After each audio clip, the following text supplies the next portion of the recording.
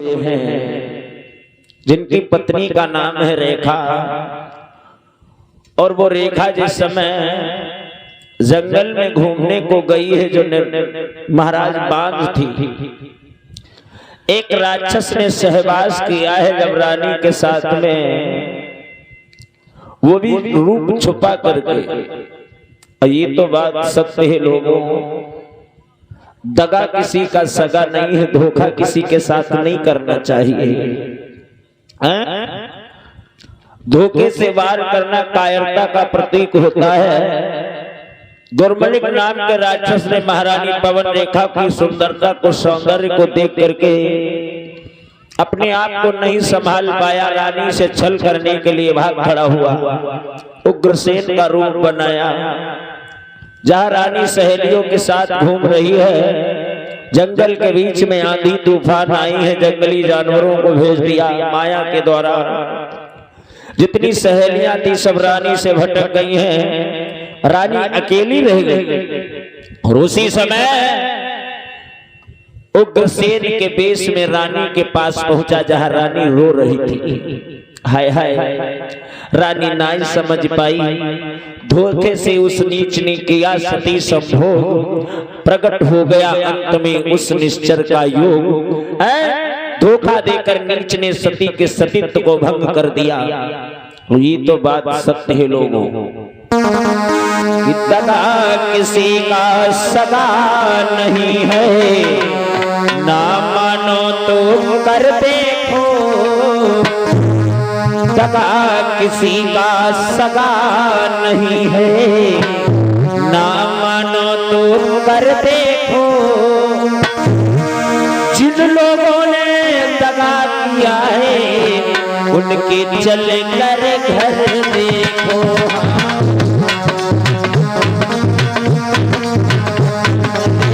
दगा किसी का सगा नहीं है, ना मानो तो कर देखो। जिनको दगा दिया है, उनका चल देखो, उनका चल कर। दगा किसी का सगा नहीं है, दगा किसी का सगा नहीं है, ना मानो तो कर देखो। जिन लोगों ने दगा किया है, उनके चल कर घर देखो, उनके चल कर घर देखो। दगा किसी का सगा नहीं है, ना मानो तो कर देखो। जिन लोगों ने दगा किया है, उनका चल कर घर देखो। प्यारे, दगा किया था रावण ने, सन्यासी रूप बनाया था। सीता जी को पंचवटी से लंका तक ले आया था।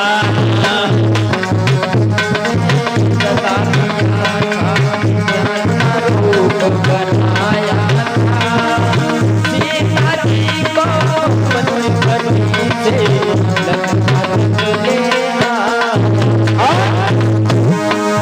एक नारी से लंका उजड़ी, एक नारी से लंका उजड़ी। लंका को जाकर देखो, जिन लोगों ने दगा किया है, उनके जाकर घर देखो। प्यारे, उनके जाकर घर देखो। दगा किसी का सगा नहीं है, ना मानो तो कर देखो। जिन लोगों ने दगा किया है, उनका कर। और सभी के लोगों ने धोखा किया। दगा किया था दुर्योधन ने, भीम को जहर खिलाया था। खिला जहर उस बलशाली को, गंगा में फिकवाया था।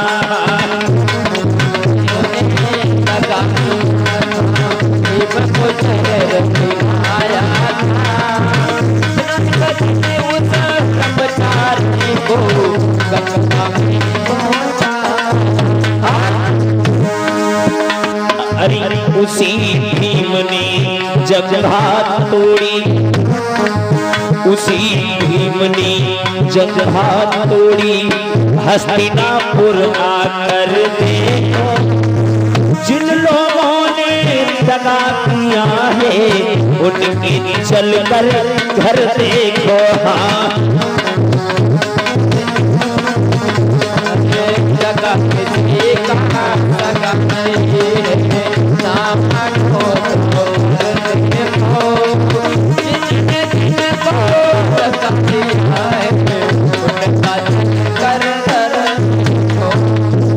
दगा किसी, जिन लोगों ने दगा किया है उनके चल कर घर देखो। आज धोखे से पवन रेखा के सतीत्व को जब भंग कर दिया, अंत में शरीर में इतनी सामर्थ्य नहीं रह सकी जो छुपे भेष में आ सके, तुरंत ही अपने रूप में आ गया। पवन रेखा ने जो ही देखा है कि ये तो राक्षस है, इसने मेरे पतिव्रत धर्म को नष्ट कर दिया, भला बुरा कहती है, तो राक्षस वहां पर पवन रेखा से कहता है, पवन रेखा तेरी गोदी सुनी थी, तेरा आंगन अधूरा था, जा मैंने तेरे सतीत्व को नष्ट तो किया है, लेकिन बदले में तेरे गर्भ से बड़ा सुंदर पुत्र पैदा होगा जो बड़ा बलवान होगा, मेरे समान योद्धा होगा, रण में कोई जीत न पाएगा। अंत में राक्षस कहने लगा है पवन रेखा से, हे रेखा बड़ा वीर बालक पैदा होगा। पवन रेखा कहने लगी, मैं उस दुष्ट बालक को जन्म नहीं दूंगी, क्योंकि तू जैसा है वैसा ही बालक होगा। राक्षस कहने लगा, पवन रेखा तुम्हें नहीं मालूम है कितना बड़ा बलवान होगा, बड़ा बलवान होगा, अगर एक बार देवराज इंद्र भी उतर आए वो भी पराजित होकर के चला जाएगा। बालक के अंदर बल की कमी नहीं होगी, लेकिन एक कमी होगी, वो कमी ये है, ऋषियों मुनियों गौ ब्राह्मण को बेशक वो बहुत सताएगा, पर पार ब्रह्म परमेश्वर के हाथों से मारा जाएगा। ऋषि मुनियों गौर ब्राह्मणों को बहुत सताएगा, उसे मारने के लिए भगवान को स्वयं आना पड़ेगा, अन्यथा किसी की ताकत नहीं है जो उसको पराजित कर सके। आज मेरे भैया इतना कह करके राक्षस वहां से विलुप्त हो गया है। पवन रेखा की सहेलियां आज आई हैं और पवन रेखा की सहेलियां आज पवन रेखा की दशा को देख करके पूछ बैठी, बहना दाग कहां से लागा, दाग कहां से लागा, चुनर में दाग कहां से लागा, चुनर में दाग कहां से लागा, चुनर में दाग कहां से लागा, चुनर में दाग कहां से लागा, से लागा, चुनर में दाग कहां से लागा, चुनर में दाग कहां से लागा।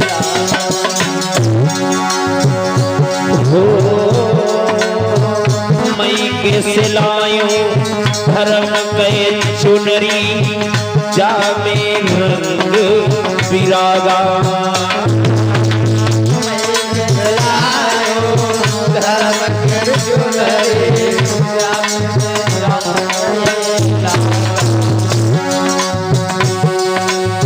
लोटस पास फुलन में लागे,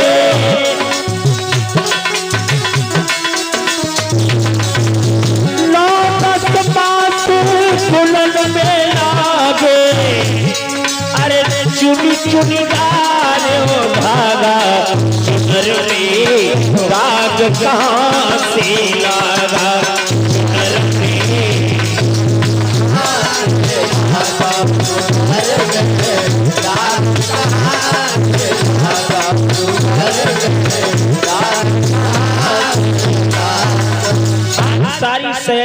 पूछने लगी, बहना ए पवन रेखा, है ये तेरी दशा आज मैं देख रही हूँ। तू आई थी तो तेरी सुंदरता की झलक अलग थी, लेकिन अब तो ये तेरा सारा श्रृंगार उजड़ा है। ये तेरी हालत कैसे हो गई बहना? एक बंदर बहना आया था। है? बंदर बंदर? हाँ, वो हमारी साड़ी वाड़ी नोच दिया सब। बंदर? हाँ, लंगोड़ी बंदर। बंदर ने तेरी ये दशा बिगाड़ दी। और बंदर वैसे ही थोड़ा आई भी होते हैं। तो तुम बंदर के पास करने क्या गई थी? हम करने तो नहीं, हम टहलने गई थी। हाँ। वो आ गया बाग में। पवन रेखा सोच रही है, अगर मैं बताऊंगी कि मेरे सतीत्व को एक राक्षस ने भंग कर दिया है तो एक गलत संदेश समाज में हर एक के पास जाएगा। लेकिन एक बात याद रखना लोगों, कि मानव के कर्म कुकर्मों का और आखिर कब तक है गुमान हो।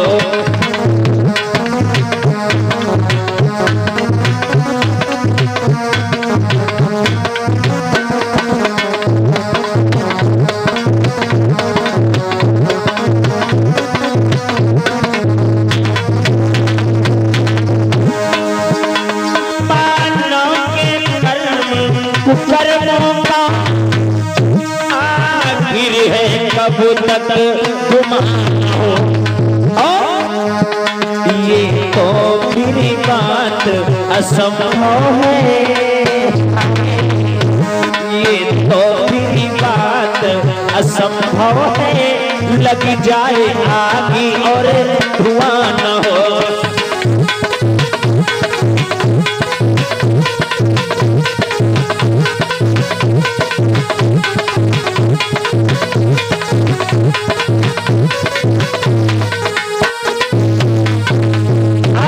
मानव के कर्म कुकर्मों का आखिर है कब तक गुमान हो। अब ये तो फिर बात असंभव है, लगी जाए आग और धुआं न हो। बिना धुआं के आग लग सकती है, झूठ कितना भी बोलो लेकिन सच्चाई छुप नहीं सकती है। पवन रेखा ये सोच के झूठ बोल गई कि मैं अपनी बात अगर इससे बताऊंगी तो ये दुनिया में बता देंगे, मेरे पति की बदनामी होगी। वो बात को छुपा ले गई। श्रोता बंधुओं, सारी हालत को छुपा करके इतना ही कह दिया, मेरी बहना एक करिया सा बंदर आया, मेरी बहन चुनरिया फाड़ गया, सारा श्रृंगार बिगाड़ गया, मेरे गाल पे थप्पड़ मार गया। क्या तुम्हारे थप्पड़ भी मारा? हाँ बहना, थप्पड़ भी मार दिया हमारे। तबे तो तुम्हारा मुंह सूजा है। हाँ, कत्ती देर मारी? बहुत तेज बंदर का तुमने देखा अभी नहीं है, कैसा मारता है बंदर। नहीं नहीं, हमें ना देखा है, हम यही कल्पना करते भगवान हमें बंदर से मिलाए भी नहीं। हमें बहुत मारा बंदर, बहुत मारा और हमारा नुकसान भी किया। नुकसान क्या हो गया तुम्हारा? नुकसान हमारी साड़ी फाड़ डाली। 500 की साड़ी थी हमारी। साड़ी दूसरी मिल जाएगी। चलो घर को चलते हैं। आज सारी सहेलियां घर को आई हैं, समय बढ़ने लगा और ये लालू यादव तंबोर से 50 मुद्राओं का योगदान कर रहे हैं। अच्छा, दूध पीने के लिए हमारे करीब भेज रहे हैं। जीवन मंगलमय हो। आज मेरे भैया दृश्य छुपा लिया। श्रोता बंधुओं, समय बढ़ता चला गया। इधर 9 महीना जब व्यतीत हुए, पवन रेखा गर्भवती हुई। उसी पवन रेखा के गर्भ से बालक के जन्म का समय आया है। जैसे बालक के जन्म का समय आया है कि बालक के पैदा होते ही आंधी तूफान मचाने लगी। हिल गई पार यमुना जी की अगमा, प्रलय दर्शाने लगी।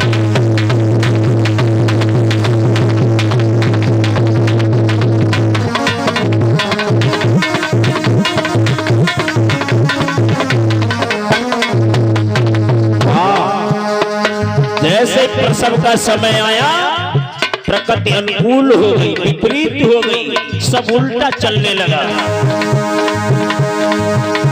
बालक के पैदा होते ही आमिर तूफान मचाने लगी। हिल गई पारी यमुना की प्रलय दर्शाने लगी।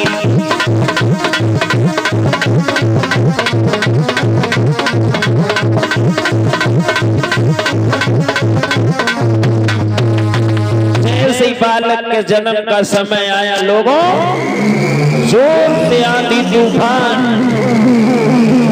चारों तरफ तूफान ही तूफान दिखाई दे रहा है। यमुना का जलस्तर बढ़ गया। आज यमुना के जलस्तर को देख करके सारी प्रजा दहला गई और उसी समय महाराज पवन रेखा की गर्भ से बालक ने जन्म लिया है। समय बढ़ता चला गया। उसी बालक का जन्म चतुर्विद्वानों ने कंस रखा है। कंस धीरे धीरे बड़ा होने लगा। अब कंस की प्रवृत्ति राक्षसों वाली है। अच्छा, राक्षस होते कौन है? बाबा जी ये लिखते हैं राक्षस कंस हुआ तो हुआ कैसे? क्योंकि माँ भी भक्तिनी थी, पिता भी भगवान का भक्त था, तो ये पुत्र राक्षस क्यों हो गया? हाँ, लोग दो चार बातों को कह तो देते हैं, लेकिन उन बातों का गूढ़ तत्व होता है। कभी कभी आदमी कह देते हैं कि जब माता पिता सही थे तो बालक एक गलत कंस कैसे, राक्षस कैसे हो गया? राक्षस का कंस के न तो सींग थे, न पूंछ थी, न चार पैर थे। राक्षस हुआ तो हुआ कैसे, जबकि कंस हमारे तुम्हारे जैसा था। राक्षसों की एक प्रवृत्ति होती है। राक्षस कौन होते हैं? माँ नहीं, मात पिता नहीं, देवा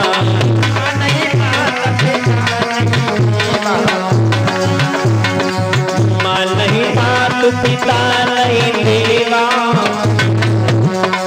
संतन सन करवाई सेवा।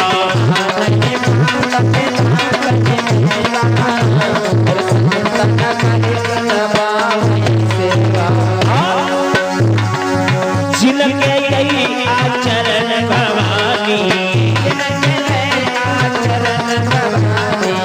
जिनके यही आचरण भवानी, तेजानी उन्नीस चर समरानी।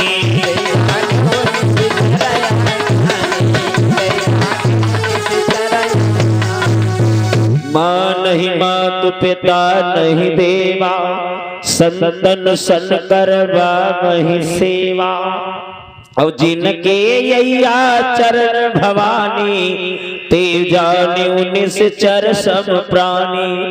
जो माता पिता गुरु का सम्मान नहीं करते हैं, देवताओं की अवहेलना करते हैं, हे भवानी वो ही राक्षस होते हैं। जिनके इस प्रकार के आचरण हो, और राक्षसों के ना तो सींग होता है, ना पूंछ होती है, यही प्रवृत्ति राक्षसों की होती है।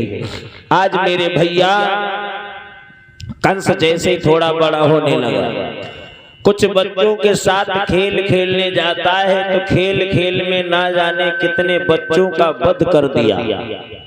एक दिन का समय है, कंस अपने साथ में कुछ बच्चों को गांव के किनारे, यमुना के किनारे खेलने के लिए ले गया है। भैया आज हम तुम खेल खेलने चलेंगे। चलो भैया खेलने। खेल कौन सा होगा? खेल? हाँ, खेल कोई बढ़िया खेलो। खेल बाद में खेलेंगे। हमको लगता है तुम भूखे आए हो। कौन भूखे? हाँ, हम भूखे रहते हैं नहीं। खाई के आए हो? छसाद पूरी है ना। हाँ, और बड़ी चावल खान खूब। हाँ, दाल चावल पसेरी खाओ। खा के तो तुम नहीं लग रहे हो हमें आए हो। तुम्हें कैसे मालूम होगा? विश्वास कैसे होगा तुम्हें? दाल चावल और हाँ 8 लोग पूरी और खीरू खाए हैं। खीर खाई है तो झूठ बोल रहा है। क्यों? तुम्हें विश्वास कैसे होगा?